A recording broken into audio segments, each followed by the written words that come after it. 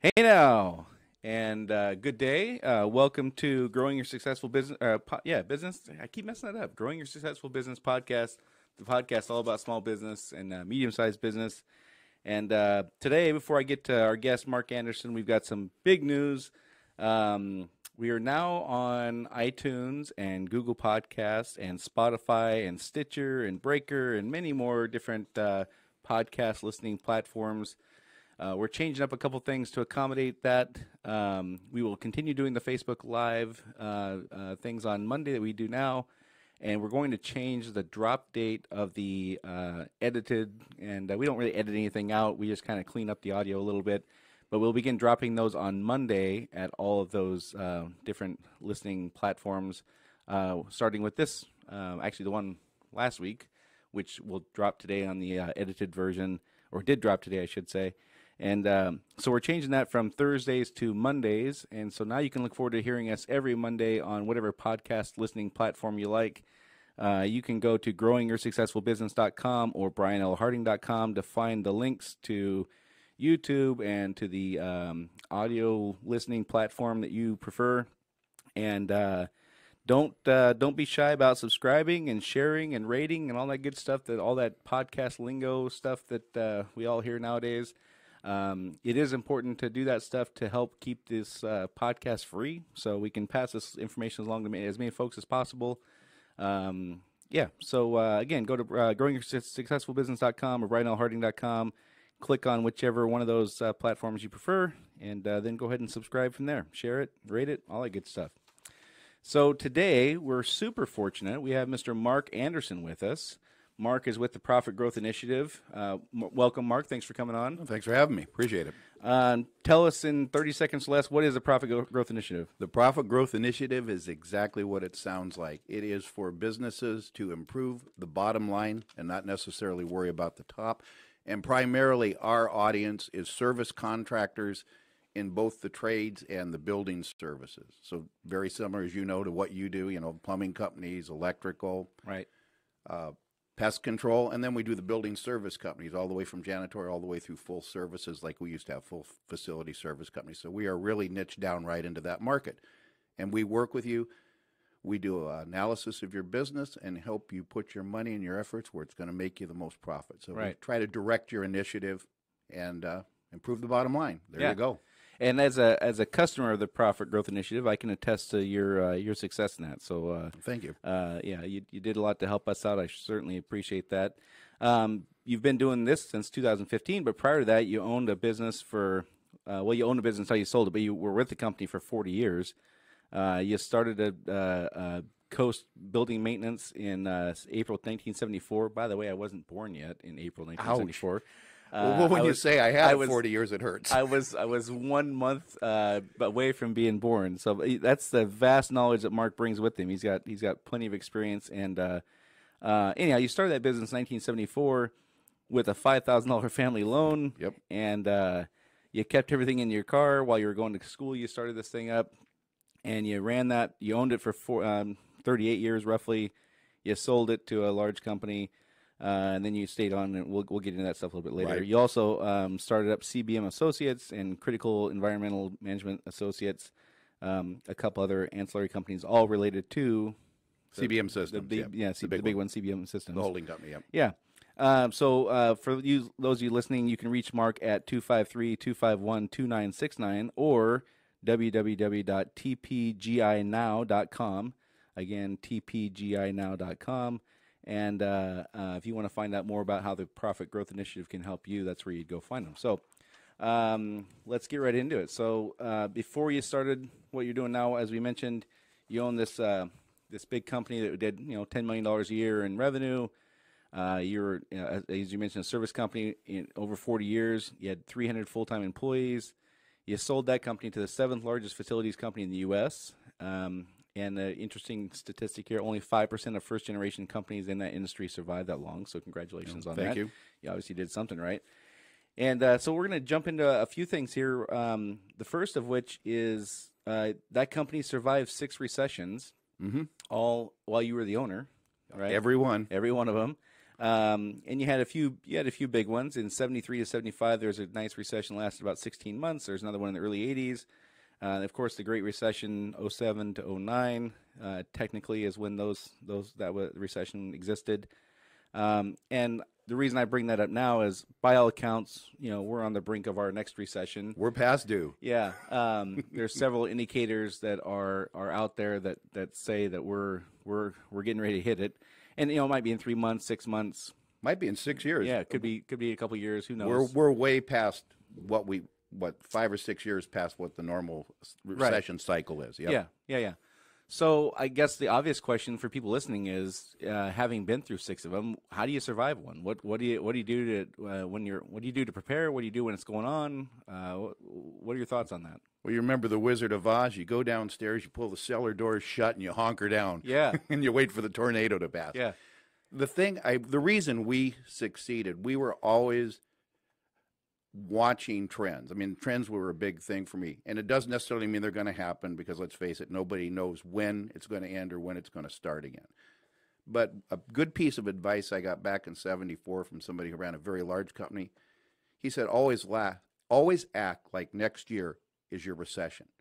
And if you run your people, you manage your finances, and you look towards it, it'll never hit you by surprise. And he said also, recessions are mental. Mm-hmm. It's like the guy that had the hot dog stand.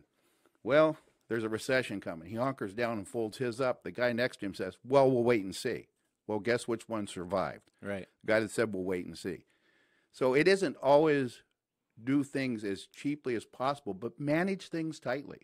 Right. Get your good people, keep your good people, and manage your finances. And we'll talk about the finances later. Right.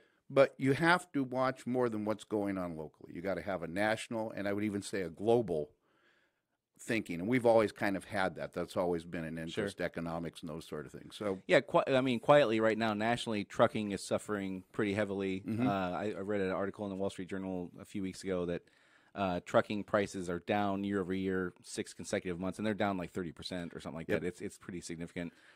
Short-term interest rates are higher than long-term interest rates. That's always a key indicator. There's a number of things that are going on. I wonder how much of this we actually talk ourselves into these recessions by all these things, that these indicators are this and that, and then we talk about it until it happens, and we all can say, yeah, we're right. Of course we saw that coming. Yep. I wonder if there isn't kind of a psychological impact on talking ourselves into these things versus an actual just. Well, yeah, they come every cycle, and things are cyclical. Yeah, but we've broken that cycle. Something you said, you probably didn't even realize it. And a piece of advice I got back in college: read the Wall Street Journal. They go, well, my business isn't big enough. Well, about 19, I started reading that. I read it every day. Now, I don't read the whole thing, and I take it digitally so I can pick and choose. Yeah. But if you have a business, and particularly a service business, and you want to grow it, you need to know what's going on and what other people are doing well. And you learn how to read that and read it correctly. It's one of the best things you can do for your company. Right. And there's so many business programs out now. Yeah.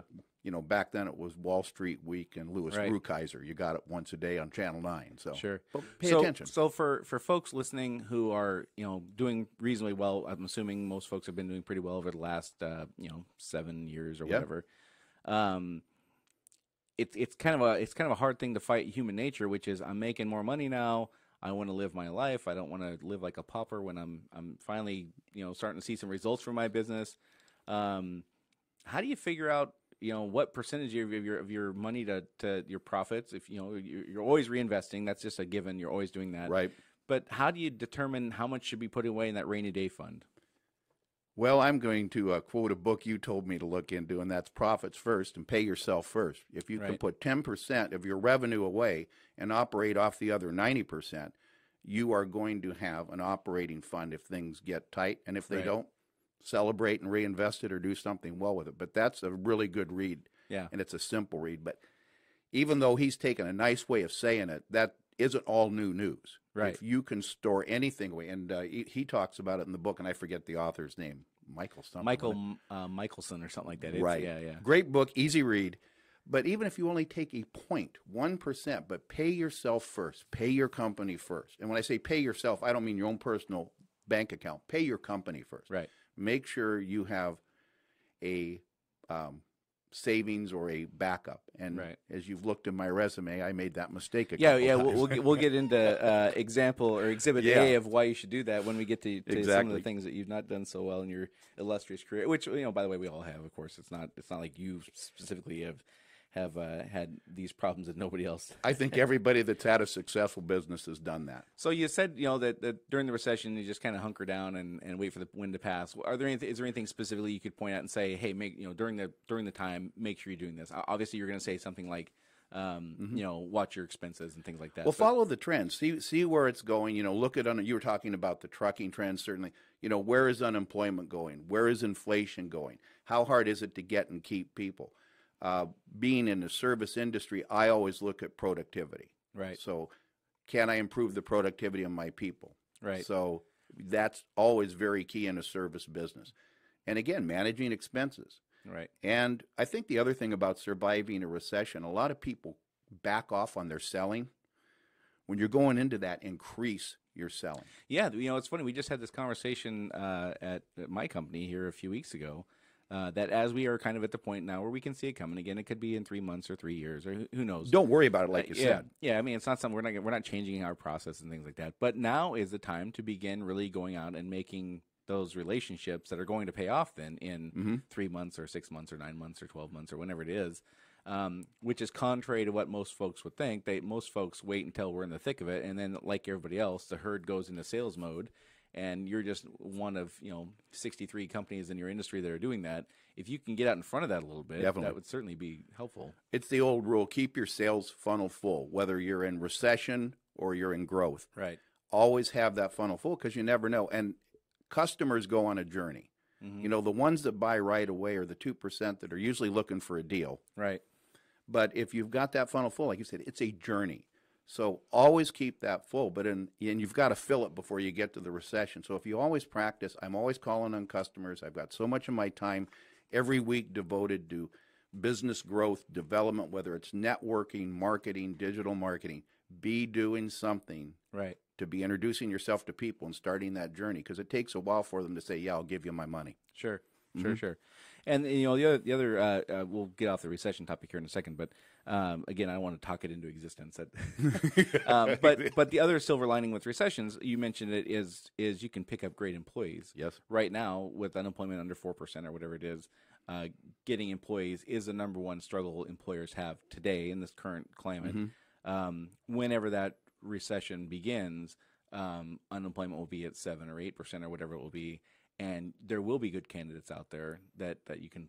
So there is a silver lining to that. Okay, things are tough, but you can find some talent that you don't necessarily have the Right. means to find right now. Well, and on that point, you said when the recession begins, a leading indicator. Now, so we're in low unemployment. I don't know what it is, 3% or whatever. Yeah. It's pretty rough. Yeah. Considering 2% will never be employed anyway. Right.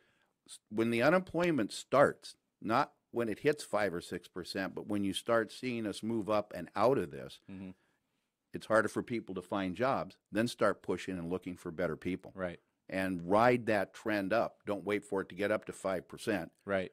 And then start looking. Yeah, no, exactly. So speaking of employees, one of the things that you're really proud of with your company, and you should be after 40 years of growth and things like that, is retention. And I mean retention in all senses of the word: employees, customers, all kinds of stuff. And you mentioned when I talked to you before that the retention of good customers was done by creating an enjoyable company culture. You enjoyed a 15% retention rate versus the industry standard of 30 to 40%. Or I'm sorry, Turnover. Yeah, 15 turnover rate versus the industry standard of 30 to 40%. What are some specific things managers and business owners should do to create that kind of culture that you're talking about? One, it's got to be first and foremost the important thing you do. And the people, you can have this discussion and go either way, which came first, the chicken or the egg. But we always looked at it, our customers will, and you and I've had this conversation, the customers will never be any happier than the employees serving them. Right. Your customer satisfaction is pretty much a direct indicator of how satisfied your employees are. But culture, and I break culture down into three zones, so to speak. If you're a very small company, if you're under 10 people, it's a family. Right. Same thing. from a family, we move out to a community. You know, if we go 10 to 30 people, you get past 30 people, you have to create a culture, because now, like where your company is, you're not just the only person preaching the culture, the mission, the vision. Right. You've got managers doing that, supervisors doing that, so Sure. everybody has to share. So as you move out, that's when it becomes a culture. So you work through those. And I think the most important thing, and again, I'm back to a service business. This could go for Right. anybody, retail, Sure. but the people will do as well, one, as you train them, and two, as you respect and motivate them. And even correction is motivation. If all that is done correctly, people tend to stay with you longer. You don't necessarily have to be liked, but you have to be fair. I think Right. that's something I learned Yeah, over the years. and we'll get back to that because that's Sure. something I really agree with as well. So you're talking about creating this culture and making sure your managers and supervisors are preaching the same things that are important to you and things like Mm-hmm. that. How often, I mean, instilling that and then training that into your Right. managers and supervisors, how often should that be happening? Well, if you're a small company, you've only got 3 or 4 employees, it should be happening every day when you meet and do the service. I'm sorry. When you're in that community or culture phase, Culture 30 phase. plus employees, and how often should it be happening? Because I mean, when you're a family Right. thing, It's easy. you're doing that every day, Every whether you day. know it or not. And even if you're that 10 to 30 employee kind of range, it's happening fairly regularly. Right. You wouldn't have to necessarily schedule it, but once you hit that 40 employee plus mark, you do have to be conscious about making it happen. Now It's a conscious effort, Yeah. definitely.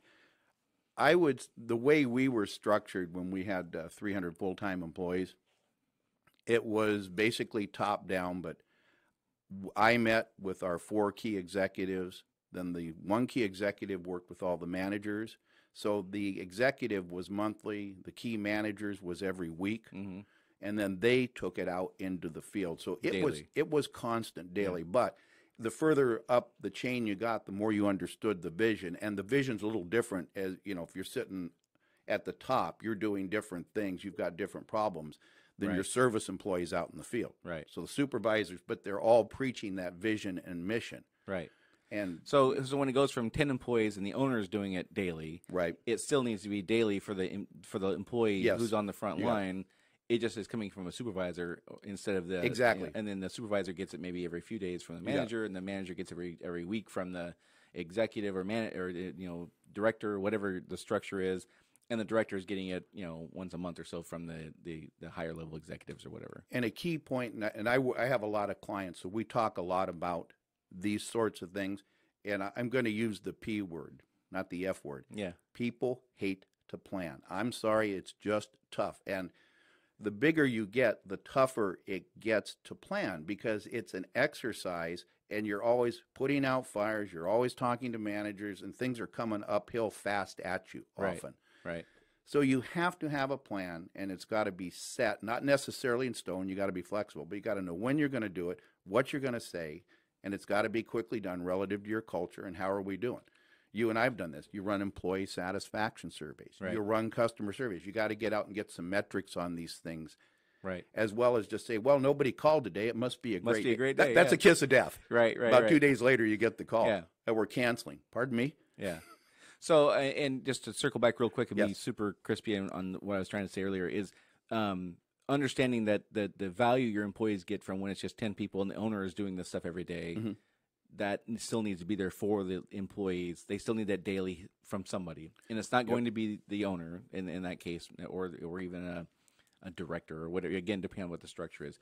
But at the end of the day, the employees still need the same thing. But that's where the planning comes in. Right. When you know you're going to hand up, when you know you're going to bring another level in, you have to have brought them up and train them. Here's what I want you to do. Here's the vision. Right. Now you And go here, out and do here this. are the words Yes. to use, and here's the words to not use, and all that kind of stuff. Here's what we want communicated. Right. And I know you've got a vision board and a statement yeah. board up there Sure. you guys look over. So, yeah. Yeah.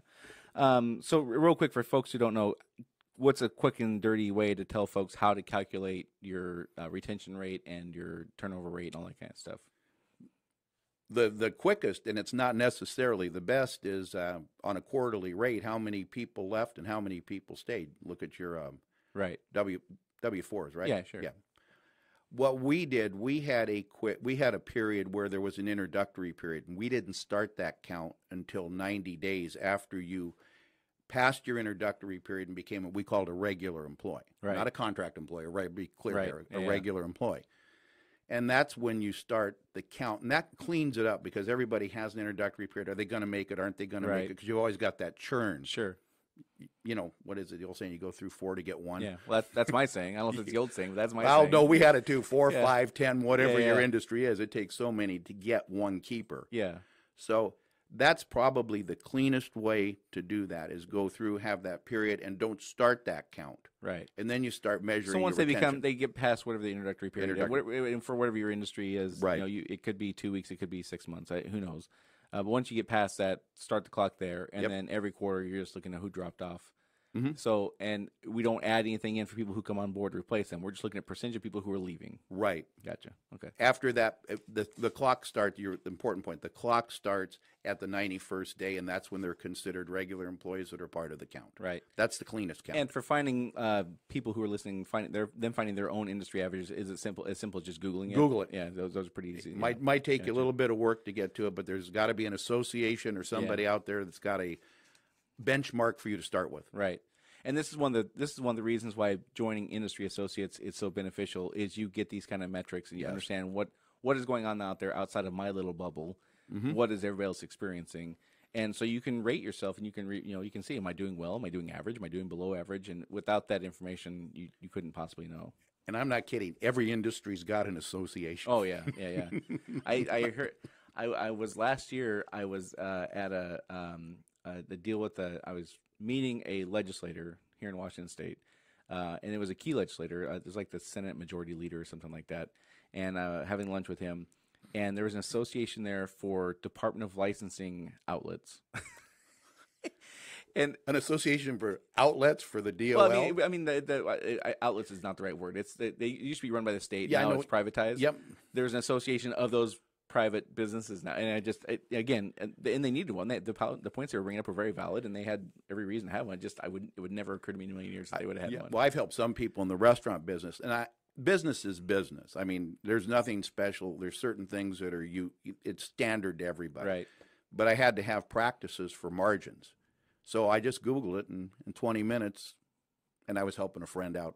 I had the margins and said, well, here you are. And I go, well, that's what I'm doing. I said, well, let's take a look. Yeah, perfect. So along the way of having 300 full-time employees and promoting a lot of those folks to manager, you mentioned you helped an uncountable number of folks earn a good living and develop skills and all that kind of stuff. And isn't that one of the unsung pleasures of owning your own business is getting to develop people and invest the time in them and see it really blossom? I mean, it's so easy for us because we're all glasses half full or glasses half empty kind of folks by nature. It seems like get a smaller glass. Yeah. It seems like we just by nature tend to focus on what's not working because as a business owner or manager, things we can throw at you all the time. But one of the things that we can really take a moment and look back on after a few years is seeing people that you've invested in and mentored and coached and watching them really blossom. That, for me at least, that's one of the real joys I get out of this whole. It's one of the greatest joys. You said it, and it's not looked at often. But as you look back over careers, and you've got a career going now too. You look at that, particularly after I sold the company and saw what everybody has gone on and done. Right. But even at the service levels, some of the people, I've been out of that company now 7 years, they're still working there. Yeah. And you've helped people put kids through college, right, make a living. That really is what, if you take the big picture, if you take the real mission, if you are a business owner, that is your obligation, not to fill your bank account, but to help other people be successful. That's and I'm not whatever area. For me personally, I'm not talking about financial success. I happen to be in an industry where people make good money, and so that's not really a problem. And it's a blessing that they work in this industry. But just seeing how it changes their lives and how they forget the money part for me at least. Watching folks really come into their own and just blossom psychologically or spiritually or whatever you want to call it. That for me is pretty awesome. Let me take a 1 minute side trip on that. The email I got, and this was actually a business partner in the clean room business, and he just passed away a couple months ago, a few years older than I was. And nobody would really give this guy a shot. And he was one of the most outstanding people in the clean room industry. He helped make our company. So I took a gamble on him. Right. And I paid him what he asked for. And the particular jobs we did, we ran out of work. And he said he was just on the verge of retiring. He said, would you pay our medical? And the guy had done a lot for us. And he's not working anymore. I said, we'll arrange it for you. So we did it for a couple years. And you think nothing of that thing. Just, okay, we're going to help you. I won't go through he and his wife wrote me a note that actually put me into tears. Yeah. That at that point in our life, you were the only person that believed in us. Brought him in. I'm trying not to use names. Yeah. Not that it matters. And what it meant to them and did for them. Right. To continue, and it was like, it's what probably, we talk about successes. That's not in there. Sure. It's one of the greatest things. And I've been told that a lot. Hey, we've been able to do this. And right. Then I've done my job. So, yeah. And I think that kind of stuff that, when you're able to do that kind of stuff, the karmic blessings are plentiful Definitely. there for sure. You also mentioned the average tenure for a manager was 15 years. Some of their, as you mentioned, also their entire career, and they've all gone on to done great things. That's fantastic. And then you talk about customer retention being some of the highest in the industry as well. Your average customer you kept for 14 years, and you did not lose a significant client due to poor service in the last 20 years of your operation. What do you attribute all that to? Well, everything we're talking about, culture, vision. We stayed close to our customers. Right. If it wasn't working out, we left. But I only left, I think, 2 customers in the whole time. And you do get them. You know that. You get a hold of them, and it's time to say goodbye. Yeah, it's a foreign notion for folks first starting in business that you would fire a customer, but it becomes painfully obvious when it's time to do that. Yeah. But everything we're talking, and I get back to the people, the culture. We were so clear. They understood how tough it was to get some. We had some very large clients, Microsoft, Intel, General Electric, and I'm talking about plants back east. Right. These things don't come. They have long sales cycles. Right. And to lose them is detrimental to the company. And we all understood that. And we all worked for that singular purpose of keeping them satisfied and signing the contract. We're a year-to-year business, basically. I mean, you can write all the contracts you want, but there's escape clauses and non-performance clauses. And the whole goal was to do that. And we've still got customers. I do consulting for the company I sold, by the way. And that particular... That's a pretty good gig. Yeah, that particular division's now 50, not my company, but the whole division the president of that, or the CEO, chief operating officer, it's a $50 million division in 7 states we were part of. So I've got to keep my fingers in that. But we've still got customers there that have been there now 18 years. Right. And we did lose one that had been there 20. They sold out, closed the plant, and moved to Texas. Gotcha. So Well, you can't do much about you that. You can't do a whole lot. So real quick, working for those kind of companies, Microsoft, Boeing, Intel, things like that, what did you learn working for big companies like that you could apply to your own small business? Metrics, and more measures. Gotcha. Sense of urgency in resolving complaints. These people didn't give you any time. Right. If they called in, they wanted to call back in 30 or 40 minutes. I mean, point of service was critical. Now, the managers did that. Yeah. But if they wanted to find me, they have my personal phone number and my home number, some of these guys. Yeah, absolutely. And everybody on the team know if I ever got a call at home, it was going to all flow downhill. Right. Yeah, it's interesting, again, just human nature, how differently we look at the equation when we're the consumer versus the business manager. Yes. And our expectations for response time are drastically different when we're the person who has to make the phone call back versus the person who's anticipating the phone call. Yep. Isn't it bizarre how that works? It is. And I tell you, one of the things I've talked to people at night, they probably get tired of me talking about it, is just basic customer service stuff of getting back to somebody right away. I always tell our folks, when somebody's pissed off, it doesn't get better with time. No, it doesn't. It goes from bad to worse. The sooner you get out in front of that, the better person you're going to be interacting with, because their mindset is changing for the worse by the minute in some cases, by the hour for sure. And you're going to get an entirely different person 8 hours afterwards than you are 8 minutes afterwards. Yeah. Well, you're talking complaint cycle management, and that's something I really learned from working with Fortune 10. And even not even complaints so much, just somebody who has questions. Or anything. We broke them down into 3 areas: complaints, information, and requests. We called it SIRS. Right. And that's how everything got distributed through the communication channels. Yeah. I just it's baffling to me how the same person can have an expectation of response time as a consumer that's 5 minutes. But when they're the one being asked for something, they'll go, "Oh, I'll get back to them in a couple hours or a couple days or 24 hours is my rule." And it's like, what, are you mad? I mean, Yeah. this is, what are you doing here? You know? Sanity. There is no sanity when you're on that. Yeah. Anyhow, I could go on and on about Well, that. it's the same thing with sales calls. You get the call, right? We need this proposal, this information now. I mean, we are ready to make a decision. You know Right. what's coming. We're moving now. So you move heaven and earth. You get this thing in their hands, and it's 5 weeks before you hear back from them. Right. Yeah.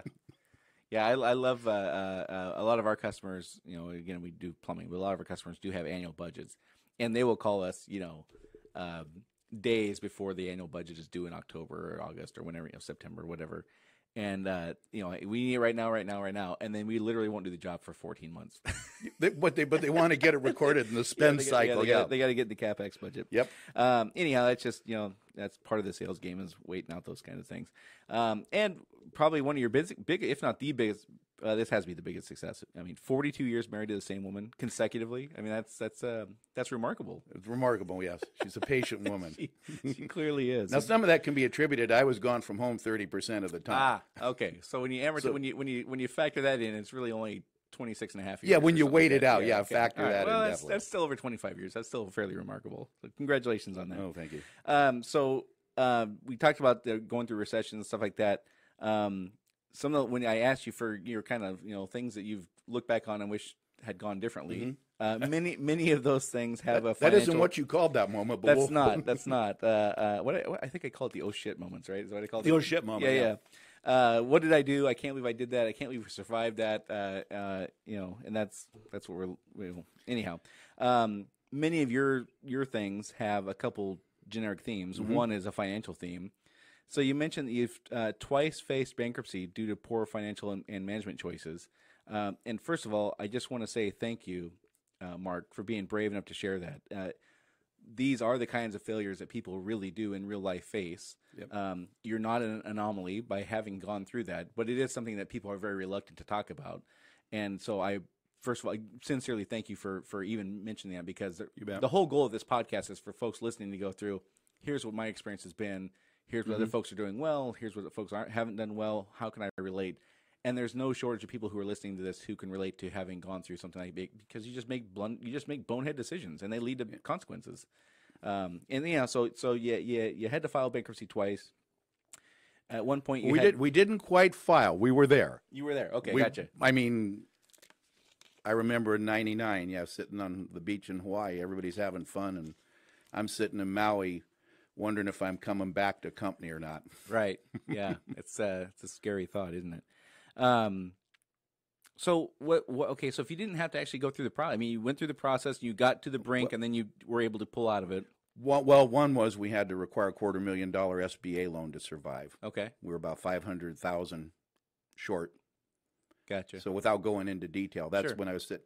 And it gets down to not watching the numbers. And by the way, for those listening who may not understand the situation, you didn't go to Maui when you found out this was happening. You probably planned the Maui trip a year in advance. Yeah. 6 months in advance. Yeah, I wasn't spending money I didn't have. It was just, so those things are all a year in advance. I don't want to hear anybody to think, listen to this and go, well, what the hell is he doing planning a trip to Maui if he's on the verge of bankruptcy? That's probably not how the timing of that I was just out. telling him how lousy the vacation was when I got the notification about 2 weeks before we left, we need a loan. Yeah. And the bank's not giving it to you. Where are we going? So you're on the brink of this disastrous situation. Right. How did you possibly get out of that?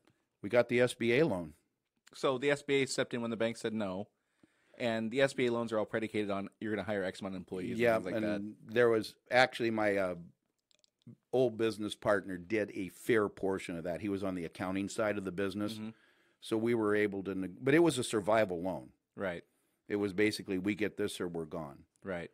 And we got the loan and it infused the cash and we straightened out our processes. But it gets back to and people say, well, finances. It gets back to not watching the numbers. Right. And that's part of when we were growing fast. We were expanding into other states. We were doing stuff and we just were not watching the cash flow. Right. And it got ahead of us. Wasn't managing my receivables well. The money coming in. Right. And a couple were past 90 days and it was a perfect storm. Yeah. So, and you mentioned that cash flow is paramount, and the old saying is "cash is king." King, right? And I think I think people who hear that for the first and second and maybe even 14th time misunderstand what that means. I think most folks hear that and think, the goal is to have a lot of cash in your pocket because you've been very profitable and now you get to go out and spend all your cash that you have. That's why cash is king, and that's not correct. Cash is king because you need that constant inflow of cash to just keep the doors open. To meet your AP, your accounts payable. And that is why cash is king. So cash flow is king. Yes. Is maybe a better, more accurate statement than cash is king, because I think it misleads, at least for me anyway. Well, cash, yeah. When I used to hear cash is king, I used to think, well, duh. Of course, if you have a lot of cash, then you can be the king. That makes perfect sense. But that's not really what folks are saying when they say that. And so I think that if folks heard cash flow is king, perhaps they would understand to look at that monthly. Because, and that's the intent of that saying, actually. That's the real definition. Yeah. No, I agree with that. And now I understand that. 15 years ago, I didn't. Obviously, I didn't get it either, okay? So when things are going along, it doesn't take very many weeks or months for that cash flow to taper off and put you in a massive it took about bind. 12 months to crunch us. Yeah. And we were doing about 4 or 5 million then. Right. Yeah. And how many months did it take to get out of that? Or should I say years? Well, it wasn't years. It was about 18 months. And at the end of all of it, it's a long story. I wound up splitting with the guy that was the accountant that was a partner. We split the sheets, ended it there. I wound up selling 2 or 3 of the divisions, paying off the bank. Right. And then that leads into my other problem. Yeah, which was? I was $1.2 million in debt when I solved it. Personally. Yeah. Between the company and myself, that's what my wife and I signed the day we took the company over. Yeah. So you part ways with your partner. Yep. And you buy them out essentially. Yes. And your reward for doing that is $1.2 million. I assumed all the liability. Yes. Congratulations. Yes, it was lovely. Yeah. And he walked away with $600,000. Yeah. He gets $600K and you get $1.2 million in debt. Woo! Yeah.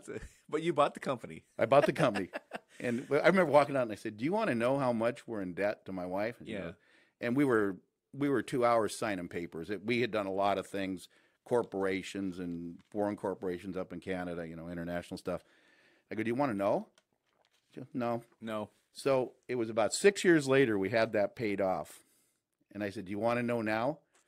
And she goes, "Yeah." And I go, "Well, we were $7 million or $700,000 personally in debt, and the company was $500,000 in the rears over 90 days and 3 loans due." Yeah. And she goes, "Oh, that's nice." But you made it. We made it. Yeah. And that's one of the things that you don't want to have to dig yourself out of those kind of holes. No. And again, it can happen in the blink of an eye. If you just don't watch that cash flow, it can happen really, really quickly. So you had a partner who was on the accounting side. So in your mind, I'm guessing that it was their responsibility to be watching this stuff. You had kind of relinquished that to them. Looking back, you would say, despite the fact I relinquished that to them, I should have been kind of at least in the loop on that stuff. I owned a fair portion of that problem. I was busy growing the company and running around doing the deals, talking to the customers. And right. He was a 20-year family friend. Yeah. So what's not to trust, right? Right. And did not do anything. I want to make things clear. It wasn't duplicitous or mean. It was just plain-ass stupidity. We both took our eyes off the ball. Right. And I took my eyes off of holding him accountable. Yeah. And the next thing I know, he's doing all the, for lack of a better word, the accounting trickery and manipulation, you can do with numbers to keep things afloat. And sure. At that point, I really didn't know what I was doing with numbers. Now, right. Believe me, after that little thing, I got educated in a hurry. Sure. Yeah, you have to, because to get out of that stuff, you have to get back to nuts and bolts and KPIs and all that good and stuff. now I'm better at that, and I have been pretty much at anything. But right. It's tough. You don't want to be there. And you mentioned something. We talked about what I learned with the Fortune 500 companies, 100 metrics, and one of your metrics is your money. Right. It's the KPI. It's the key performance indicator and a key result area of finance. Right. And I don't care if you're doing $5,000 a month. Make sure you know where that money is, where it's going, and what you got to pay next month. Right. So you mentioned KPIs now, key performance indicators. It seems like nobody ever wants to talk about those until it's too late. It's like, I don't have time for KPIs, and then you find yourself $1.2 million in the hole, and now it's, okay, I know I need KPIs to get out of this. Right. So we all kind of inherently know that those are the backbone of our operation. We just don't want to do it because it's work. And it takes time away from what we think we should be doing, which is doing sales. It takes time with customers, employees, sales, growing the company. No, there's never been a KPI thrown in somebody's face as you gotta have this right now. It's everything else is being thrown at you right now, and so KPIs seem to be the thing that gets pushed off to the side. But we all, when it comes down to when push comes to shove, we know this is what we need to dig out of the thing. Well, the tyranny of the urgent, as Stephen Covey used to call it. Yeah. So you mentioned not having clear, measurable strategy, tactics, and action items at all times was a costly mistake. So to be real clear about this, strategy is kind of global. Then we break down into tactics, and then we break down into actions after that, right? And those have measures. That's where you get into the key Right. performance. Yeah. Key performance indicators. Right.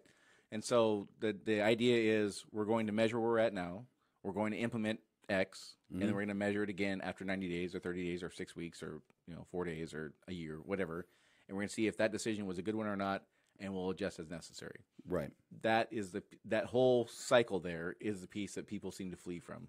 Well, and it's a simple cycle because basically it starts out. There's only 4 questions anybody needs to understand about their business to make it successful. Right. Where am I, and how do I get here? That's your current analysis. Yep. Okay. Where do I want to go? Well, that's the strategy. Those are the objectives. How do I get there? Well, now we're into tactics, right? Right. And when do I know I'm there? Now we're into key performance indicators or measures and key result areas. Right. And I won't go. In my mind, there's about 9 key result areas where you need to have indicators because you can't have too many. You have too many, you just flat won't look at them. Right. And we got analysis paralysis, and that's how we round into some of that. We had so many darn indicators, we didn't know one from the other. So Sure. But you need to have useful measures in place for every key area of the company. Sales, you mentioned retention. I mean, as simple as call taking. How many of the number of times you get a phone call that says, I want your service, how many times those you actually book an appointment? Of those booked appointments, how many times you actually get out on site? When you get out on site, how many of those the opportunities you actually turn into sales? Yep. Of those sales, how many do you turn into work being done? And of that work you do, how much is turned into warranty work, and how much it's a pretty basic idea from from the first phone call to the last interaction with that customer. If your business is one where you have a last interaction, yours and mine, it's recurring. It's ongoing, business, so it's a little different. But for whatever reason, we it's just a not something we gravitate to. And again, I think you mentioned the urgency, the tyranny of urgency. Everything being thrown at you. Just anyhow, it's easy for that stuff to happen. So my point is KPIs. Because again, I come from a process improvement background, so that feels like home to me. And they're not hard. You said it. You make it simple. It's how many people am I sales? How many people am I calling on? Right. How many am I bidding? Those sort of things. Right. Sadie, the deal there popped off. The clock. I'm sorry. Anyhow, so yeah, I mean, you take your key things, and then I always say publish that information. Don't measure stuff and then keep it a secret. Publish it. Let the employees see it. The employees are the ones who are going to impact the change. Right. They're the ones who are going to say, or actually see the result and change their behavior on it. It's not going to be you saying you're going to try this now. I mean, it's the employees who are going to see it. Let them see when they succeed. Let them see when they fail, so they can improve as well. Our managers had all the financial information we shared with them that directly impacted what they were responsible to get performance out of. Right. They didn't have everything, but they had everything that they were accountable for. Right. And that's part of what they had control. They liked that, and they stayed with us, kept on. So I got 2 more quick. I know we're getting a little long on time here. There's like 3 more things I want to get into. 1 or 2 things are relationship driven, not understanding the value of creating and building close customer relationships, and then we have some stuff regarding employees as well. So talk to me about the not understanding the creating and building close customer relationships. The easiest way to put it, customers are people, and people like to have relationships, and I don't care how difficult they are. And as a service provider, and again, we're talking service companies. Right. Your job is to get to know their needs intimately, their likes, their dislikes. And when you start asking them, we had regular quarterly reviews. Those are all different things we didn't get into. We talked that we learned. But just meeting them, we had regular meetings all the way through with our customers. Right. Reason they didn't leave, they knew things would get done. Right. They saw their manager every day. They saw the vice president once a month. They saw me every quarter. Right. There was plenty of opportunity to communicate any likes, dislikes, or new service needs. Sure. And we made that. And by building that relationship, and in the service business, now some of you, maybe you never screw up, but Right. in the service business, when you got people out there basically semi-supervised, Yeah. you're going to have problems. Because you had a relationship, and I'm not talking about an I like you sort of thing, but they have confidence. They trust you. Mm-hmm. They know it's going to be hard to replace you because you serve them. Right. And they know that if they give you something that's broken, they're going to fix it. You get Stephen Covey called, and I reflect back to him, The 7 Habits of Highly Effective People. I am just a fan of that book. Sure. You put money in the emotional bank account that, okay, you screwed up, but it's going to cost me a lot more to replace you, and I know you're going to fix it, and it's not going to come back. So Right. it's working that, and there's a whole psychology and how you answer your email, your complaint cycle resolution, when they show up again. All this builds relationship, and it's just going out to lunch and talking like people. Yeah. Or coming in their office when something isn't broken. So Right. real quickly, I know we're pressed, but Yeah. those are some key things. No, and listen, you got a fountain of knowledge that we want to draw from it. Hopefully, you'll consider coming back on. Oh, again. sure, anytime. We're definitely not going to get to all your stuff here for sure. But the last thing I want to end with is my favorite of the things that you said that you goofed up on in your career, not listening to advisors, coaches, and people smarter and more experienced than yourself. Mm-hmm. How long did it take you to come to that realization that you could gain some knowledge from folks who were smarter than you? Oh, my goodness. You're going to make me admit this on a podcast? Yeah. I would say 10 years. Yeah. And I had some great advisors, and I finally wised up, and all of a sudden it dawned on me, I'm not as smart as I think I am. Right. You know, I hit the first million or two, and I thought I was fairly young. Revenue, by the way. Revenue. You don't mean million or two in your pocket. When I'm when I'm spouting numbers, they're revenue numbers. Yeah. They're not. I wish that was in my bank account. If you had 2 million 10 years in, you wouldn't be sitting here talking to me right now. That's for sure. Well, no, you'd be interviewing me via Zoom from Curacao or in somewhere. Maui, yeah, you'd be back in Maui. So on the revenue, and it just, these guys, they don't understand. This is my big thing in my head. They don't understand. They're not on the front lines. They don't Right. really. Well, I had a fellow come along and was my mentor for like 30 years, IBM executive. Yeah. And I didn't listen to him for a while. And then I started to get clients like Boeing and Microsoft, and he'd tell me what to do, and I wouldn't do it. Right. I'd do part of it. Yeah. And then I get in the meeting, and I get my ever-loving butt kicked up around my ears, okay, by these guys, Microsoft and Boeing. And I go, that's funny. We talked about that 2 weeks ago. He told me exactly what to do. Right. Yeah. So it took a while. And I have always, since the day I opened the business, I have had advisors, consultants, coaches, paid and unpaid, every day. It took me a while to learn to listen to them, but it's some of the best money I spent. Right. And some of it I didn't have to spend, some of it I did. But even to the day we sold the company, I brought in a guy who had a $200 million company. Right. I said, this is going on the market. What do we have to do? Right. And I got my butt kicked up around my ears once with him. He said, Yeah. don't you ever write me something that isn't true. Right. Right. And so you have to have that. You're not your own fountain of knowledge. Right. Got to get it somewhere. Yeah. Everybody needs a mentor. Everybody needs a coach. Everybody needs somebody to show them the way. And when you may be the owner of your company and you may be at the pinnacle of that association or an organization, but that doesn't mean you're the smartest guy in the room. Yeah. No. If you're the smartest guy in the room, you know what the rule is. Find another room. Yeah. Exactly. Well, hey, Mark, thanks a lot for coming on. I really appreciate it. Again, I can attest to if you're in a business and you're looking for somebody to help guide you through some basic stuff and even more complex stuff, I would definitely recommend Mark. He certainly did a lot to help me and our company. Thank you tons for coming on. Well, I really thanks for asking appreciate me. it. It's And fun. I love doing this and stuff. I hope you'll consider coming back on Oh, again. We didn't even definitely. get to half of what you had to bring today. And if you're, I'll go back to the us being on iTunes and Google and all that kind of stuff. Again, don't forget to click on that subscribe button, the rate and share, and you'll hear me talking about that a whole bunch over the next few weeks.